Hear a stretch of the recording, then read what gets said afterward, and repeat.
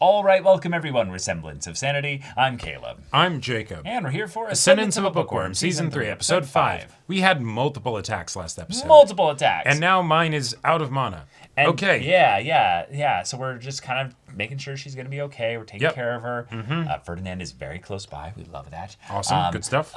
Sylvester was helpful last episode. Right, but also maybe did something that resulted in them not being able to learn about the attacker because Karsted's attack was so powerful. Yeah. Some spell combinations were done there. Yeah. Like maybe we didn't need the yellow phoenix or bird or whatever thing there. Although Phoenix is being used, yes. Yes, I appreciate that. We love the iconography. We stand Phoenixes, we yes. absolutely stand Phoenixes in this house, absolutely. That's right.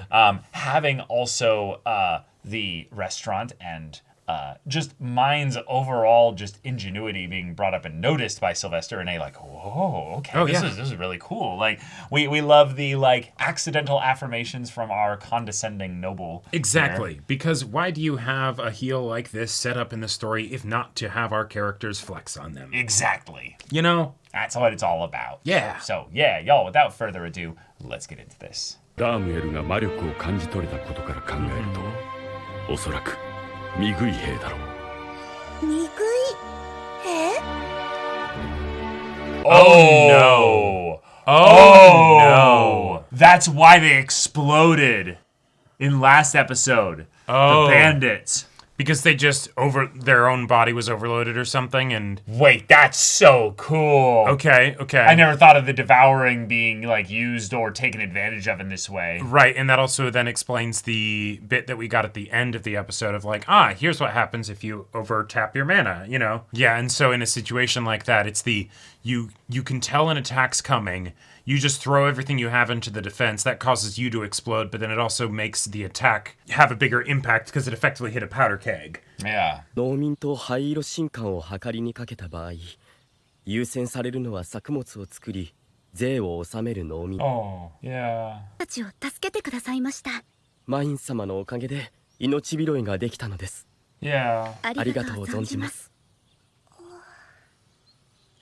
Damn. 記念式の間、厨房担 But cheery music now. Don't think about that. Yeah. 新館長、お呼びと伺ってまいりました。 Sylvester. ジルベスターさん。 Yeah, of course.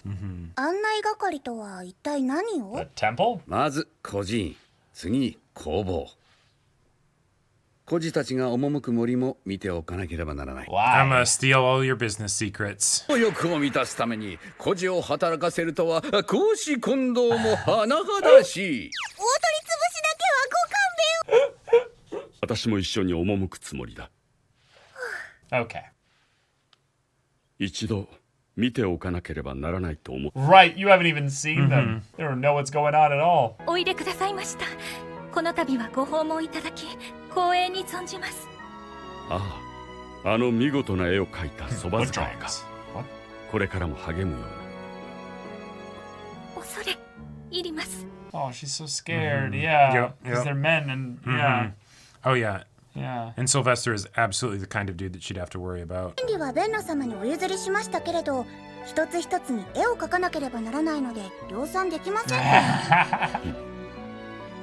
では何のために作った For fun.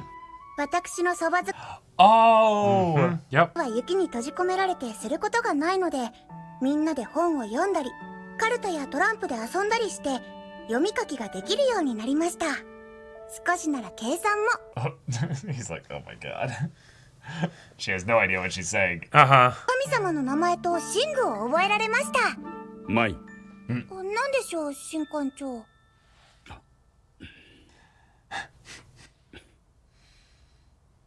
後でよい。 Yeah. Yeah.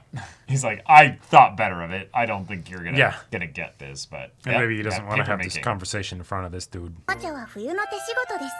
マイン工房で作るのは紙と絵本が最優先です。おもちゃの方が面白くて売れそうなのに、なぜ紙と絵本が最優先なのだ？私が Cause I love them. Oh. やりたい放題ではないか。Yes. ジルベスター Yeah, you're Yeah, gonna yeah. scold me. You? Uh-huh. You? どちらも私の頭痛の種であるという I 変わりは am ない。 losing hair for this. I named my ulcers after you. Yeah. いいけくださいませ。おう、顔を上げよ。恐れ入ります。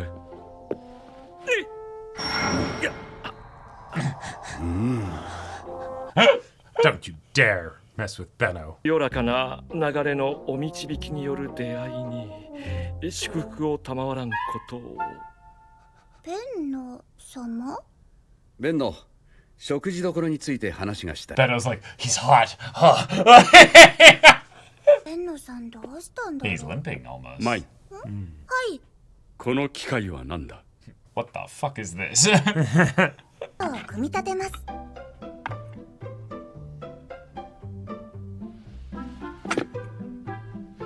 マイン様、できました。 All right, let's see it. 今はバレンですって言いますけれど、印刷機だともっと早く大量に印刷できるんですよ。 Oh, you'll be able to do す so ごいでしょ？ much so quickly.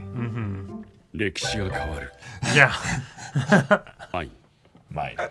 君に聞きたいこと A と mountain of 言い questions た to い ask こと you. が山ほどできた。 And things I'd like to tell you. が報告してくれてるはずなのに、なんだろう。 Friend's like, I haven't been giving him any reports. Uh-oh. お前が悪い。くそー。私の何が悪いんですか？ No, his hair's all. 機会が巡ってきたことだけは間違いないん An だ。 opportunity, 生 but かせるかどうかは it's a gamble. All right. Oh. なんだかよくわからないけど、頑張頑張ってくだされ。い。頑張って。Did you just 頑張って me? 私たちが森を案内することになった。 Okay, he's willing to go and get scrappy and have like hunting stuff. Okay. すごいだろう。私が仕留めたのだ。あの時のジル様、 Really? Okay. すげえ遠くにいるのに一発で買ったんだ。ジル様ね。 Yeah, starting to like him. 血に食わせてやればよかろありがとう存じます。 All right, all right. Okay. He's growing on me. う。楽しかった。マイ、例にこれをやろう。ありがとう存じます。これは魔術。 What does it do before I touch it? 魔術具の一種ではあるが、これだけでは魔術は使えぬ。では何に使うものですか？いざという時のお守りだ。おま。 Okay. トフから装飾品をもらったことがないのか？髪をどけろ。髪飾りをつけてもらったことならあります。 Hope this isn't some kind of like, I now claim you as a future Yeah, bride yeah. or something. right. これを肌身離さず身につけておけ。いい Yeah. な。まずい状況に陥ったら、この黒い石の部分に結 Oh no, fuck that. No, that's a marriage contract thing. 板必ず助けてやる。ジルベスター様。わかったな。違う。プヒだ。The music Yeah. is making it light though in terms Right. of the way it's being done Yeah. here. So I just want Ferdinand to be like, what the fuck? Why are you wearing that? You know? She immediately takes it off the next day. 萌えも印刷も一つの工房で事足りる。 I'm glad they're bringing this up. 時間をかけずに量産することが可能だ。そうなれば、今まで本作りをなりわい、 Right. It's going to be done. それで歴史が変わると。 No. そちらでは農民や町の者にまで本が普及すること、 Uh-huh. That's what it is. Yeah. Education. 影響が大きすぎてどうなるかわからないとは厄介な。私がいた世界と同じようには語れません。 True. We don't have magic in my world. 服を持つ貴族がいなければ成り立たない世界ですから。確 But かに also, development started happening way faster because then everyone was educated. どのように転ぶかはわからない。それに貴族の反発が大きいことだけは確実だ。しばらく印刷はしないように。 Oh. 既得権益を持つのが貴族ってことですか？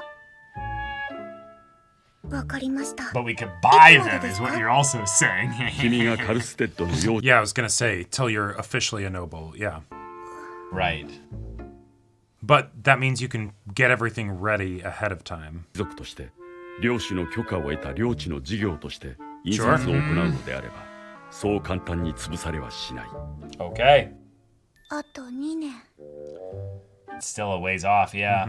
どうだマイ、今すぐカルステッドの養女にならないか。 Oh, that was part of this conversation too. テッド様はとても素敵な方だと思います。でも But I wanted more time. 今の家族を大事にしなければならないと私に突きつけてくださった。 Yeah, yeah. 決意があるのならば仕方がない。あと2年は子供向けの本を細々と作る程度にとどめよ。 Okay. Just a few children's books. Yep. Keep it local. Don't go mass producing and selling them everywhere. シルベスター様とはどのような Yeah, 関 what's the 係 deal なの with です him? か？ You say Lord as well. What is he exactly? 分と慣れ慣れし、いえ、親しい間柄のように見受けられましたけど。 Oh no. 余計な詮索はしない。 Oh no. Wait. Wait. Is Sylvester the Lord?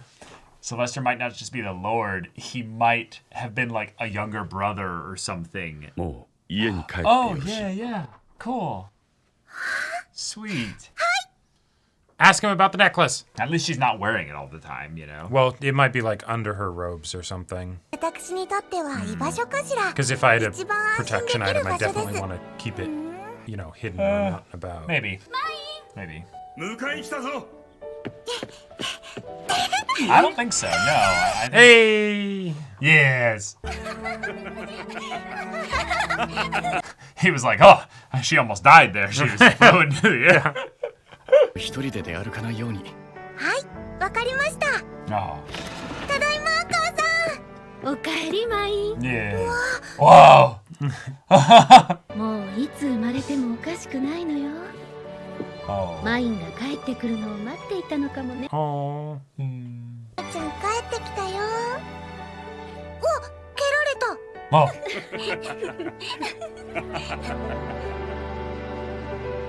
All right. Okay. Oh, an idyllic Yeah. happy end. Not an end to an episode. Okay. 俺はサンバを呼びに行く。 Oh, it's Oh, happening! all right. Oh, we gotta go now! Here we go. 母さん、ふーだ。 Yeah, yeah. Ho. 女性は手伝いに駆り出され、男性は鳥をさばいて命名会の準 Okay. が無事に生まれてきますように。 Yeah. 今度は無事に生まれてきてくれ。なんとか無事に。 No! It's a boy! Oh! Oh! エーファー。元気な男の子よ。 Oh. 名前はもう決めてあるの？ああ、カミルだ。 Camille. Okay. Oh. He's got the blue hair like her. Whoa. Ah! Hello, Mom. He's hungry. 赤ちゃんは泣くものよ。カミルと一緒にいられるのは Oh, true. 記憶に残るようにいっぱい絵本を作るんだ。 Okay. All right. Yeah, you can make like individual ones from. その貴族様は子供がお好きなのですって。そう、子供が。よく自分を磨くといいわ。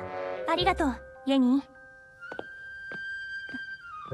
その貴族に気に入られて愛人になる。その貴族はただの子供ではなく、 Oh no. 見食いの子供を探しているそうよ。 Ah, well. Okay.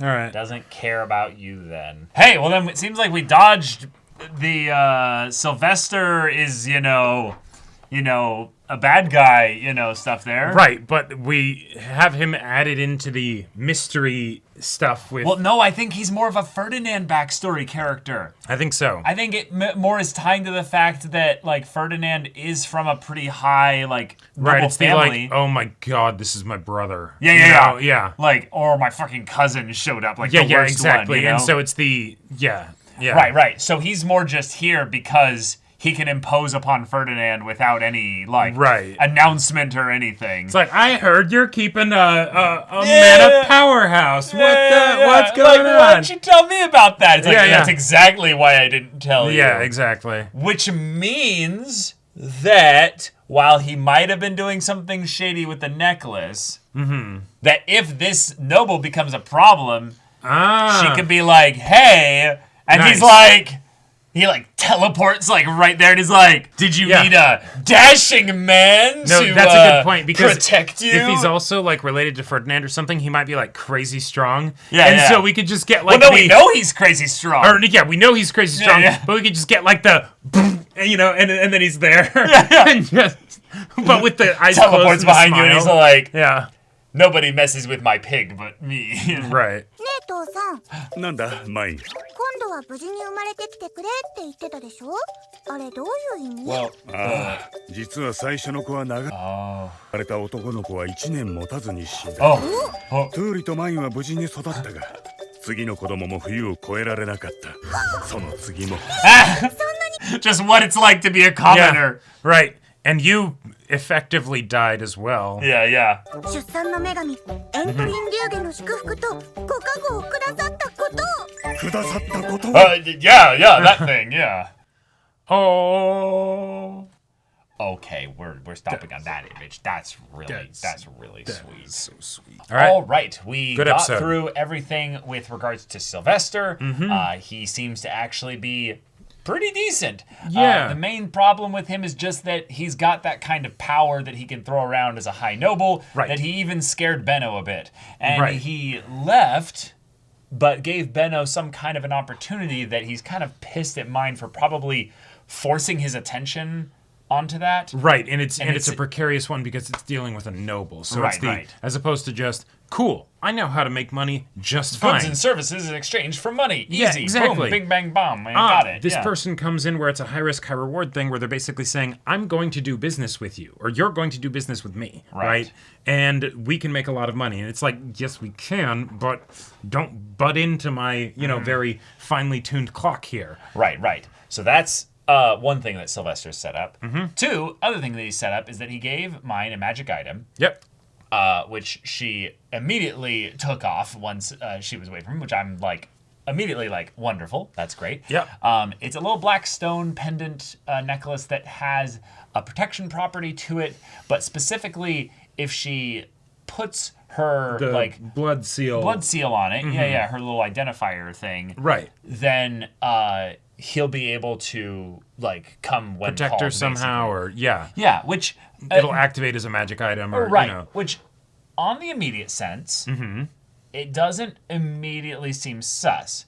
But the part that's a little bit potentially sus about it is that you're touching the identifier thing, which is the thing that you use to trade, like, ownership of things. Right, and specifically using the blood thing, which is the signature, basically, in this world. So it's like, just sign on the thing that I gave you, and it'll work just fine. Now, I don't think... It's a thing that seems like it will initiate a contract. Right. And I don't contract magic we've had some world building regarding, and that's Yes. that's where I'm sus about it. Now, I'm going to absolutely give the show the benefit of the doubt in that, well, yes, it's possible that mine was sort of enamored with how he was, like, being nice to all her servants and things like that, and so she's like, oh, I can kind of trust this guy.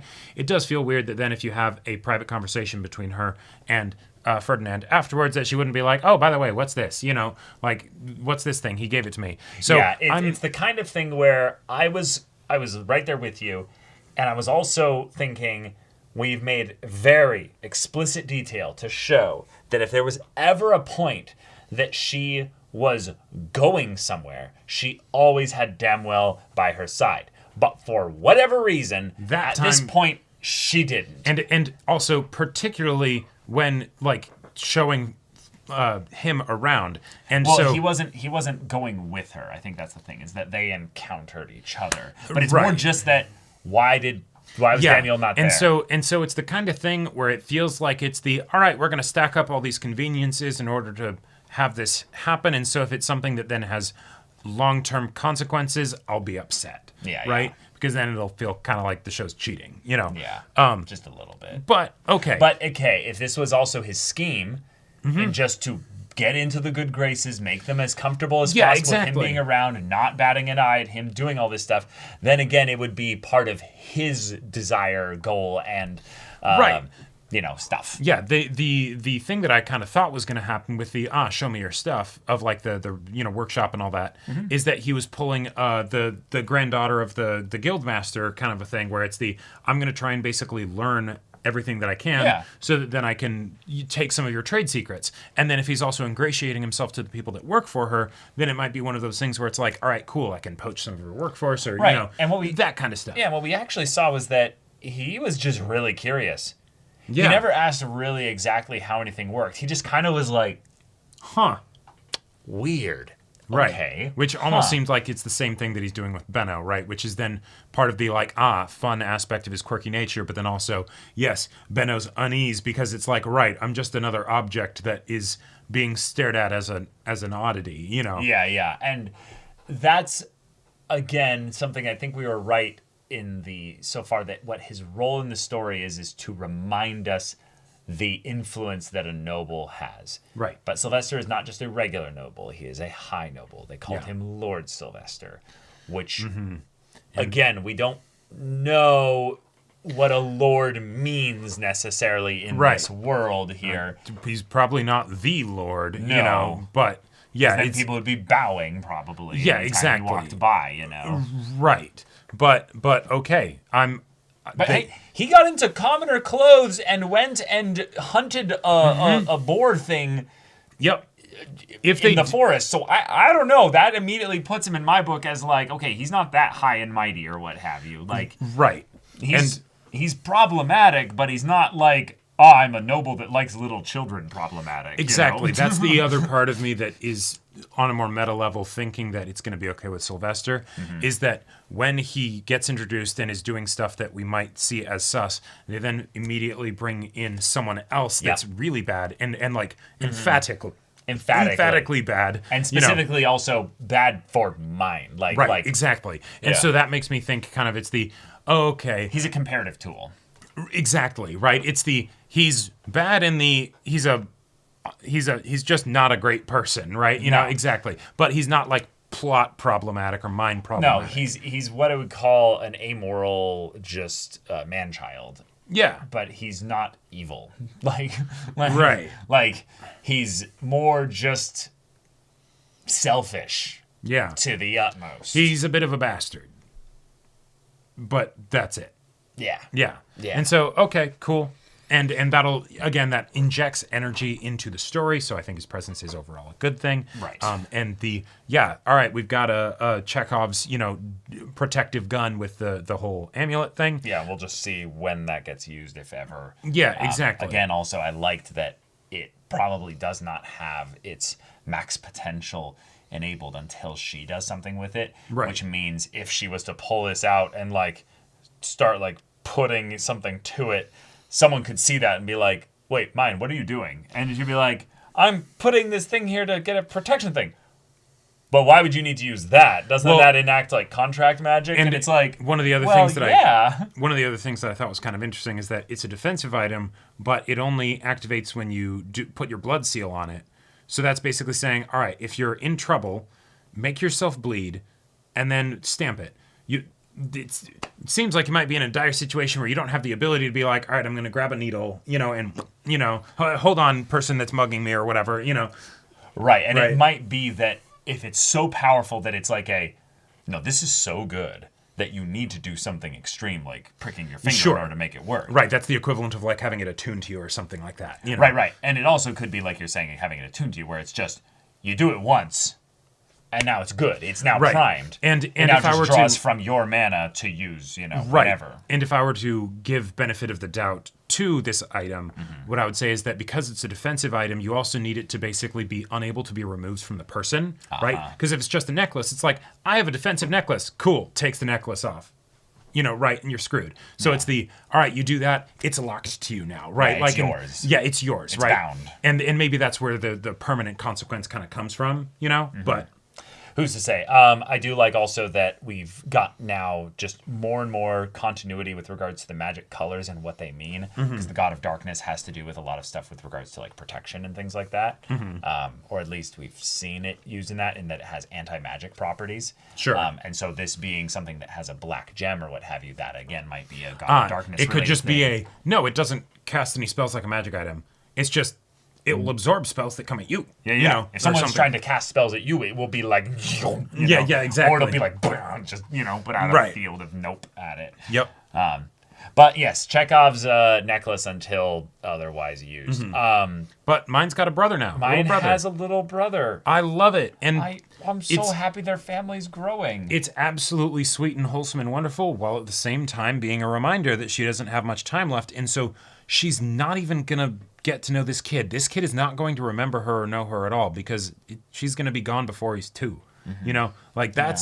That's rough. But it also is a fun little tracking reminder thing of how many years it will have been in the story, because then we're going to watch this kid slowly grow up. Or not slowly, we'll just all of a sudden see them and the family again, and he'll be walking around. And it'll be like, oh my gosh, wait, you're so big already. Oh, yeah, that's right. I have been here for a long time and all that stuff because, mine is going to be small pretty much forever, so that's not going to be And from what I've heard with regards to the source material, this is still ongoing, and it's very large amount of source material. Good stuff. But that means that we could be going still like years and years and years into the future in terms of story. So like that's fun. That's exciting. Oh yeah. So having a kid, having it all go well, wonderful for the family. This is a nice kind of celebratory catharsis moment for the story. Yep. And also Delia continuing to run into that issue of trying to be the informant, but she might be kind of on the outs. Yeah, there's kind of a, thanks, we'll pass that along for whatever it's worth. And she's not even able to get very good information anymore because they're specifically keeping things from her, right? It's there was a celebration. Okay, and that means what? Yeah, really what that scene was primarily for was just to show that Delia is still spying on mine, because her goal has not changed. Mine is not helping her get out of the cathedral any faster. But a noble that comes in and just takes her as a partner, concubine, or what have you, is then just like, oh, you're then going to live in my estate. You will no longer have to worry about food ever again. Right. Your basic survival needs will be covered for.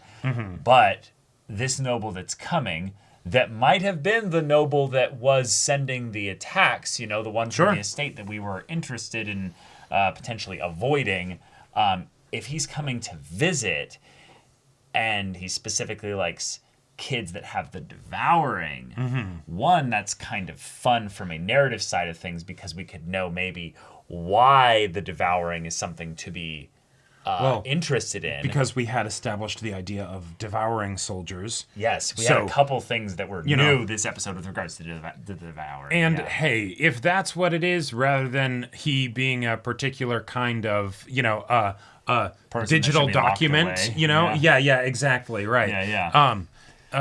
Then I would love that, like that. I love the digital document one to get around stupid censoring stuff of like, let's have He's just a PDF. It's just a PDF, it's how it is, Yeah. I mean, it could be that, and also want devouring magic mana fountain source stuff.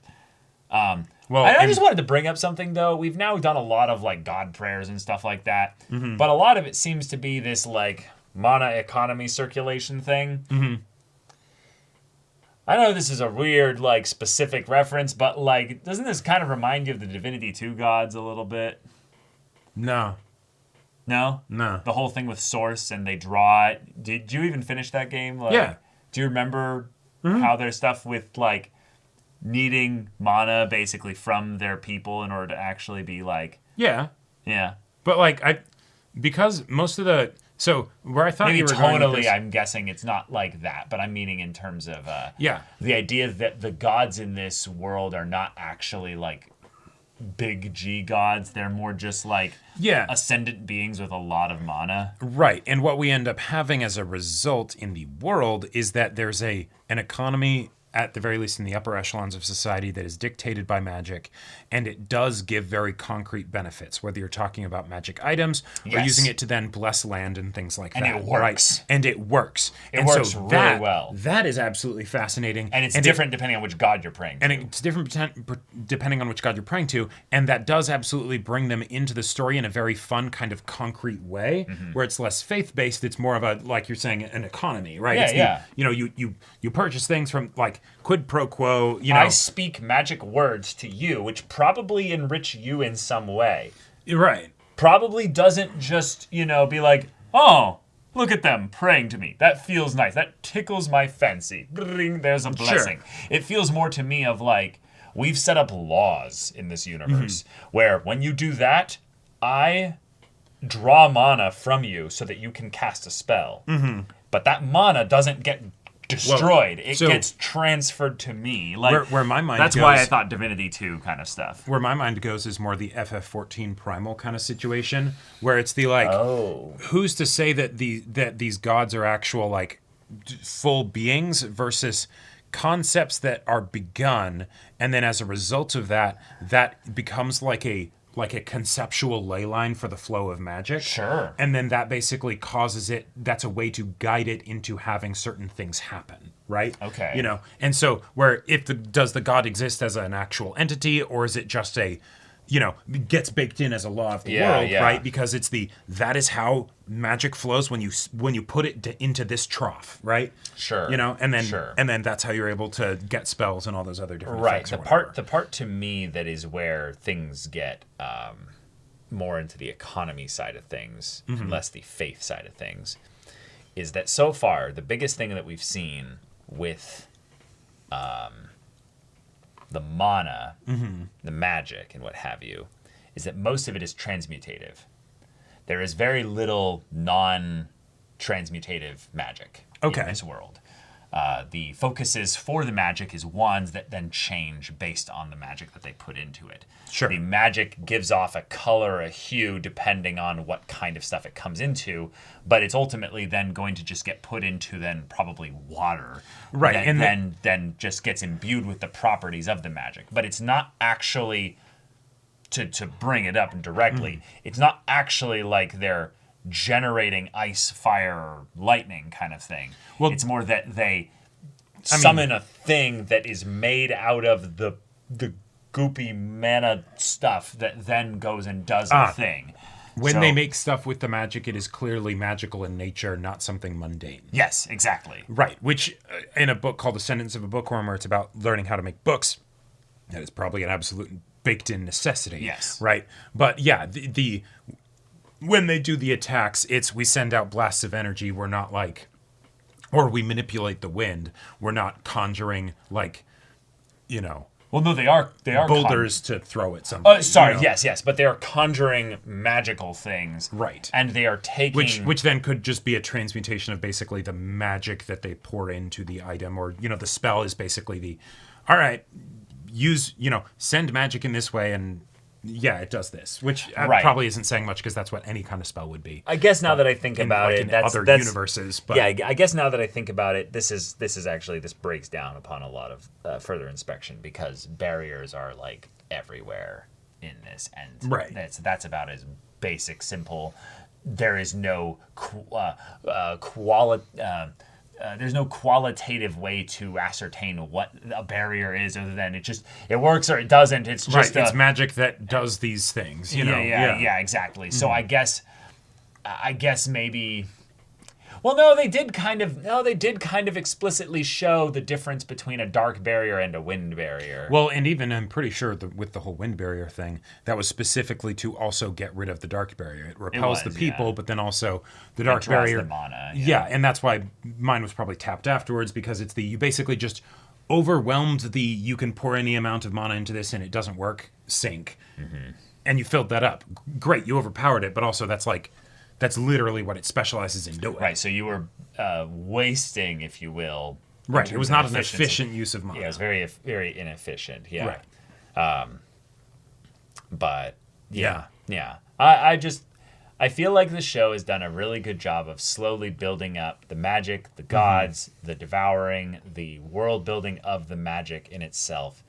And every new little bit with this, I want to like make sure I add it back into the chemical mixture that we've got thus far in the world building and being like, how does that change what we've assembled thus far? Right. And see if something specific like kind of pops out of that mixture. Well, and that's one of the fun things about continually introducing new nobles that want to do mind harm, because then it's all right, what are going to be the tools in their tool belt that they're going to, bring into play, and then how do we thwart that? Right, and then also if they then get to talk about at all what they want, sure, we then know what kind of things they would want the magic for. Right. Because while there's the obvious, I want mana vault that I can just have here, that right, or gives use me for money, power, influence, things, or what have you to use for other things. There could also be the, no, I need this item or this ability or what have you. Right, there's and some crazy grand level magic or whatever that I need to be able to do. And I just don't have the output to get it. So right, and so that's why I'm collecting all these,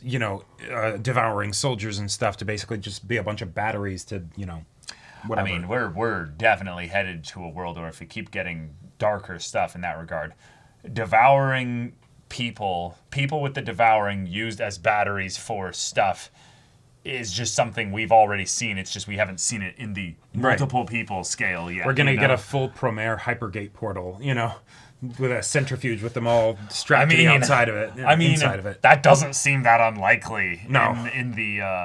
In the scale that we could be headed to, right. Like it feels like something that would be not happening anytime soon, but yeah, eventually. Sneeze. Oh. But yeah. All right, y'all. Thank you so much for watching this episode's reaction and discussion. If you want to see the next episode's reaction and discussion right now, though, go check out the link in the description below for our Patreon. You get an early access there. You can watch full-length timer reactions there, and all this comes with Discord access, so you can chat with us in the community there about this show, about anime in general, and also be sure to check out our Twitch channel. So if any of that interests you, we'll see you there. But until then, we're Semblance of Sanity. I'm Caleb. I'm Jacob. And we'll see you all next time.